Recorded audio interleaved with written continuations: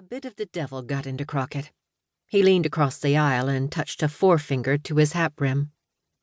"Morning, Paisley. Nice to see you." She slowly raised her long lashes, her mouth in a tight line. "Crockett," she hissed. After the single word, she turned to the window, clearly dismissing him. But he was like a bull charging an interloper, not content to share a pasture or a train ride without more. "How have you been?" he asked quietly. Swinging back around, she spat. "I might have no choice but to be on this train with you, but don't expect me to carry on a conversation." He tried to block out her beautiful features, so close and yet so far, tried to maintain some semblance of composure. But the little freckle at the corner of her mouth stole his focus. He'd especially loved how that freckle had seemed to wink at him when he kissed her. She could deny their close friendship, the times they'd spent together, and the secrets they'd shared beneath a moonlit sky. But that damnable freckle made her the same girl she'd always been.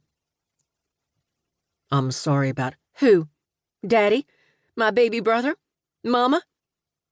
Her chest heaved, and she shot him a look of contempt. Her voice dripped ice. "If not for your family, they'd all be alive. Before this is over, you legends will probably send us all to our deaths. Don't pretend we're friends, or that you care." The stinging rebuke let him know how far they actually were from friendship. Hell. However, blaming him for Braxton's death was unreasonable. If her baby brother hadn't run afoul of the law and ended up in Crockett's court, he wouldn't have been sent to prison, where a group of inmates beat him to death. As for her father, old man Mahone had died a few days ago of what his short-fused oldest son Farrell claimed was poisoned water. He accused the legends, vowing to see them pay.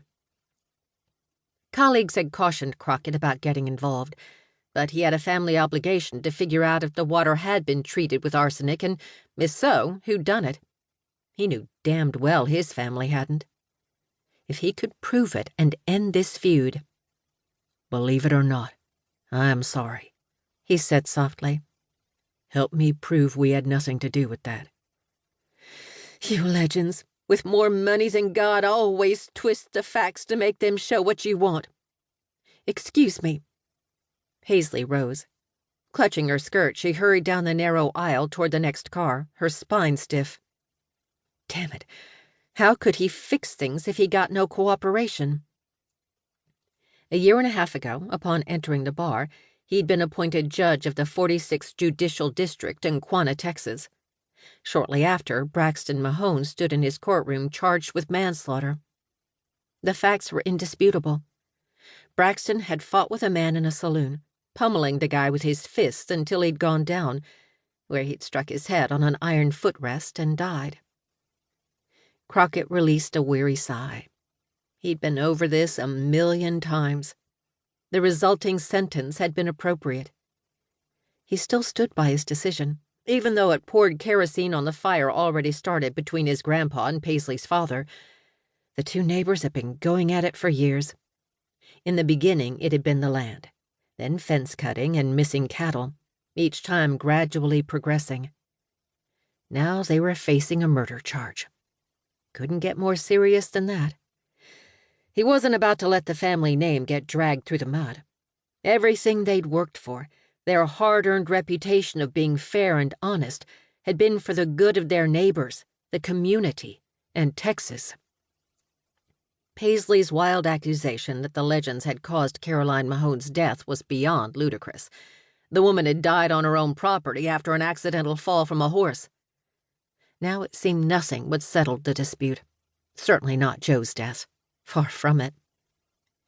The door at the end of the car flung open, and a passenger screamed. Crockett glanced up to see a masked gunman clutching Paisley flush against him as a shield. Anger and a healthy dose of fear widened her green eyes, but she appeared calm otherwise. He sucked in a quick breath, his jaw tightening. Through narrowed eyes, he watched every twitch the gunman made. He had to find an opening. "Folks, put your money and jewelry in the bag when my compadre comes around."